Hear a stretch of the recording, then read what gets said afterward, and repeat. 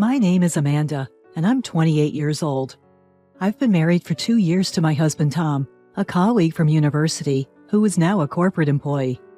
Since graduating from university, I've chosen not to seek traditional employment and instead make a living through stock investment and foreign exchange trading. Despite living comfortably this way, my parents frequently urge me to find a decent job. The one who understands my current lifestyle the most is Tom. He's always on my side. We've been together since our university days.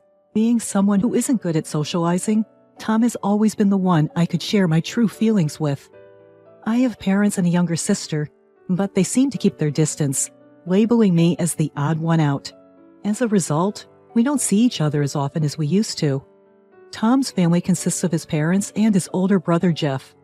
When we visited his family to announce our marriage, they asked a lot of questions about my job. Each time, Tom would stand up for me.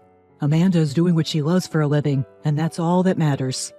Especially Jeff, who persistently inquired about my job, got me so annoyed that I gave him an offhand response. I'm a part-timer. Hearing this, Jeff chuckled arrogantly and responded, You should have just said that from the start. Plenty of college graduates can't find stable jobs these days. His condescending attitude was irritating, but I didn't let it bother me since I was not marrying him. Even though Tom kept apologizing, having him by my side was all that mattered to me. Jeff, who constantly belittled me, apparently holds an associate professor position at a university. I pity the students who have to learn from such a teacher. Jeff is now getting married, and Tom and I have been invited to the wedding. The bride-to-be is the daughter of the president of the university where Jeff works. There were many guests invited to the wedding. Marrying the president's daughter certainly guarantees a secure future. Jeff, all puffed up, saw me and began to mock me again. It's embarrassing to have a part-timer as a sister-in-law, so your name isn't listed in the directory. I didn't understand what he was talking about, but when I checked the wedding directory, my name was the only one left blank. Tom was about to confront Jeff, but I told him not to worry about it since I didn't care about such things.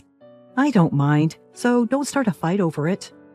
Hearing my words, Jeff smirked and retorted, That's right, a part-timer should keep a low profile. Don't ruin this celebration. Then he even told us not to serve drinks to the other guests at the wedding. If you go around serving drinks and people ask what your job is, it'd be troublesome if you answer a part-timer. Just sit quietly. He said triumphantly, leaving us behind, but Tom was still furious. I'm sorry. My brother has been incredibly rude. My husband Tom apologized with a near-tears expression. Feeling guilty, I unexpectedly found myself apologizing too. I should be the one saying sorry. I didn't mean for you to be upset because of me. Seeing me apologize, Tom finally managed to smile. At the wedding that day, neither of us had the heart to celebrate Jeff and his wife. As Jeff had suggested, we decided to simply enjoy the delicious food. As expected from a wedding of the daughter of a university president, the food was extravagant and we fully enjoyed it. The gifts were heavy, raising our expectations of something luxurious. But when we opened the box at home, we were stunned. Inside was a bowl with a portrait of Jeff and his wife. Even Tom, being the younger brother, was exasperated. He sighed and said, This is the last thing we need. I don't want to see my brother's face. But we can't just throw it away, and it's not something we can use. But I thought of a way to use it immediately. It was the perfect size and depth for our cat's dish. Can we use it for the cat's food? Would that be disrespectful to your brother? Tom replied, laughing. It's perfect for the cat's food. The idea of my brother and his wife being licked by the cat every day is refreshing. With Tom's approval, the gift bowl became our cat's dish from then on. A month later, I had to visit the university a few times where Jeff worked.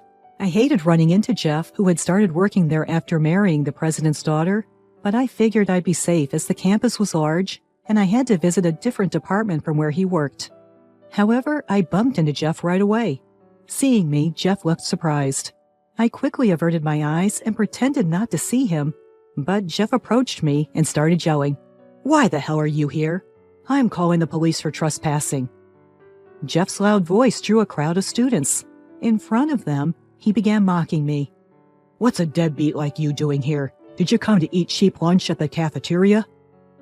Being shy, I fell silent, but that seemed to amuse Jeff even more, and he started telling the surrounding students, Look closely, students. This woman is a part-timer, even after graduating from college. If you don't study hard, you'll end up like this." I could see the students giggling, and I felt like crying. Then a voice interrupted Jeff's rant from behind. Turning towards the voice, I saw a familiar professor and felt relieved. "What on earth is happening? She's my invited guest." My brother-in-law Jeff was momentarily taken aback by the words, but he quickly retorted, "Isn't there some kind of mistake? This girl is just a part-timer." Another professor who arrived late and knew me corrected Jeff. "She is not a part-timer. She's a research collaborator in our economics department." Regardless of what the other professor said, Jeff seemed unconvinced. Ever since marrying the president's daughter, he's been condescending even to the older professors. The professor who invited me, thinking it was pointless to argue with Jeff, took my hand and led me away from the scene. As I left, the students also dispersed, but Jeff didn't seem amused. He seemed to follow me, barging into the room I had been led into. Despite the presence of many senior professors in the room, Jeff continued to ridicule me with his words. "What's this about? She's a part-timer, right? Dumb-looking girl. Don't wander around the university." Upon hearing his offensive words, the senior professors in the room began to shudder. In a panic, one of the senior professors ushered Jeff out of the room, but I could hear him whispering to Tom, "Your career is over, Jeff." Jeff didn't seem to care about what was said. After all, with the president in his corner, he had no fear. But at some point, the president had entered the room I was in. The president immediately apologized to me. "I am deeply sorry. Our associate professor has spoken out of line. Allow me to apologize on his behalf."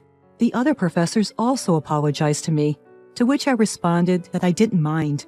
In reality, I was filled with rage almost to my breaking point, but I displayed mature composure. I had not planned to meet with the president that day, but he seemed to have come unexpectedly.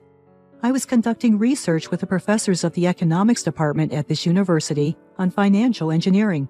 When I say research, I mean we're verifying whether or not the theory I use in my stock and Forex investment operations is correct. Since my university days, I've been conducting financial transactions based on my unique theory, and I've been exchanging opinions with a professor I met on social media. As the professor noticed my good investment performance and began to verify it with me, I started to be invited to the university as a research collaborator.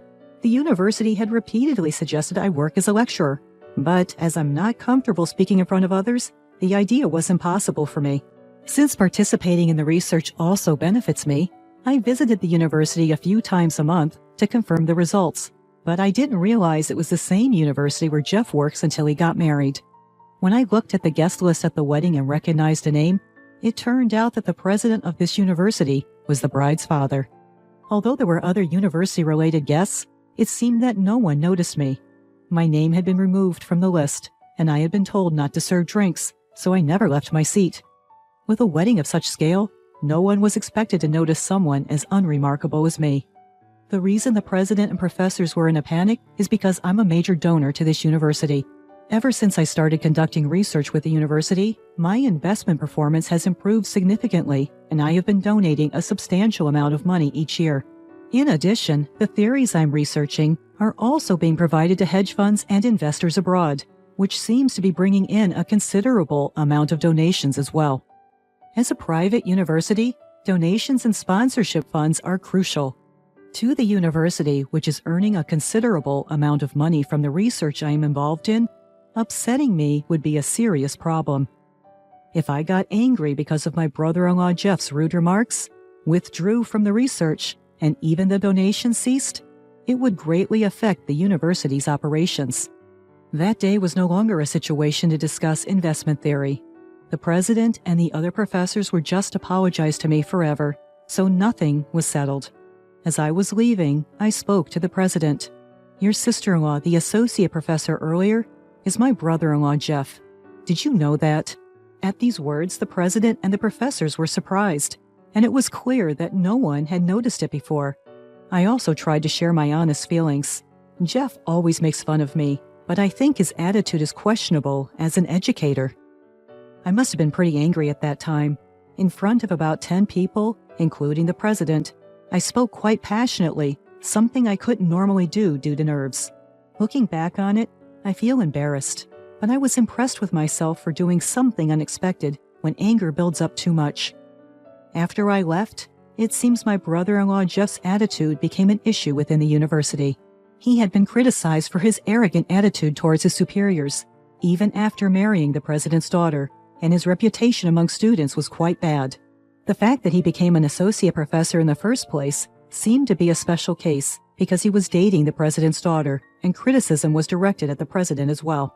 The president had been defending his sister-in-law, Jeff, for the sake of his beloved daughter, but he was in trouble if his position as president was taken away, as he also received criticism. Jeff, not thinking that the president, his biggest backer, was criticizing him too, became more and more arrogant. Jeff, who didn't know about this, made fun of me as usual when I showed up at the university again.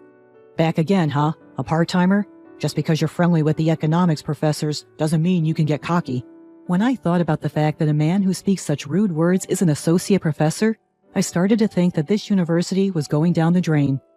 The president had such a man as his sister-in-law, and even if he acted arrogantly, he didn't scold him, so I started to think about stopping the joint research with this university. I didn't like being made fun of every time I came to the university, and I started to feel like it was a waste of time, so I thought about ending it while listening to Jeff's talk. Whether he noticed that I was absent-mindedly listening to a story, Jeff shouted even more. "Hey, are you even listening? Are you so stupid you can't even listen to other people's stories?" Then a louder voice from the president resonated. "Jeff, you're the fool." When the president appeared, even my overbearing brother-in-law Jeff became still as a statue. Seeing him like that, I couldn't help but burst into laughter. Realizing that I was laughing at him, Jeff glared at me, but was quickly silenced by the president's harsh words. "After today, you're no longer part of this university. Pack up and get out immediately." Jeff seemed to have a hard time comprehending what was said, his gaze fixed blankly on the president's face. Then suddenly, his tone grew casual. "Father-in-law, what's going on all of a sudden? Are you trying to surprise me?" In response, the president, his face crimson with rage, yelled again. "You have no right to call me your father-in-law.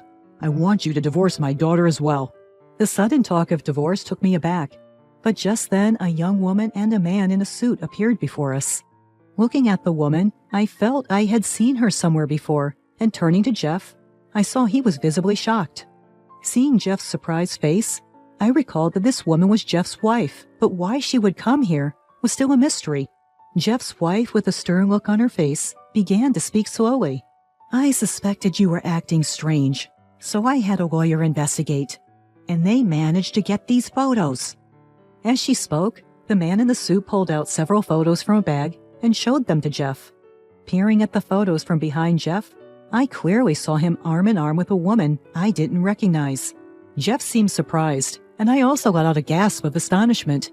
I understood why the president had mentioned divorce, but I felt it was unnecessary to discuss it in the middle of the university, especially in front of me.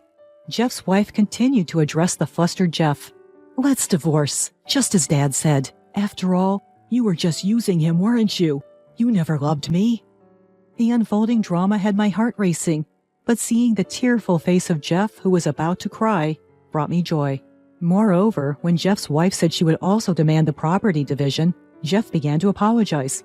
"I won't cheat on you again. Please forgive me." Watching Jeff is in a panic was quite enjoyable, and I was almost tempted to take a picture to show my husband. Maybe the president called me here today to let me see Jeff suffer. Despite Jeff's pleas, his wife didn't change her mind and tell him she already hired a lawyer. I hadn't expected things to progress so quickly, and as I watched bewildered Jeff close, he turned his frustration on me. "What are you looking at? You're just a part-timer. It's none of your business. Get out of here." At this point, the president began to speak on my behalf. "You always yell part-timer at Amanda, but she's a skilled investor. She's doing joint research with our economics department and even gives generous donations. She's a much more valuable person than you ever will be." Finally, it seemed like Jeff began to believe the president's words as he silently looked up at me. The timing was just right, so I gave my brother-in-law Jeff a piece of my mind. "I expect an apology from you too." Reluctantly, Jeff apologized to me. The President Bob must have intended for Jeff to apologize to me too, hence his orchestration of this whole event. Showing off evidence of his affair, weakening Jeff completely, then talking about me to further weaken him and compel an apology. That must have been the plan. Thanks to that, I felt quite refreshed, seeing Jeff apologizing to me. While Jeff looked down in despair, the lawyer was explaining the demand for the property division. Meanwhile, I bid Bob farewell, ready to leave. Bob requested my continued support for the university, but I asked for a rain check. I'd begun to distrust this university because of Jeff, and I had my own concerns to attend to. I promised to get back to him and left for the day. When I got home, I filled my husband Tom in on the Jeff incident that had taken place at the university. Tom was aware of my distaste for Jeff, and when I told him about Jeff apologizing his affair and looking down in despair, he wore a genuinely happy face.